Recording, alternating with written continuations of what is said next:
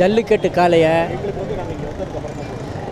அதனுடைய இனத்தை அழிச்சிட்டோம் அப்படின்னா பெரிய பிஸ்னஸ் பண்ணலாம், பெரிய அளவுக்கு பணம் சம்பாதிக்கலாம் அப்படிங்கிற கார்ப்பரேட்டுகளுக்கு இந்த தன்னெழுச்சியான தமிழ் மக்களுடைய இந்த போராட்டம் வந்து பெரிய சவால்.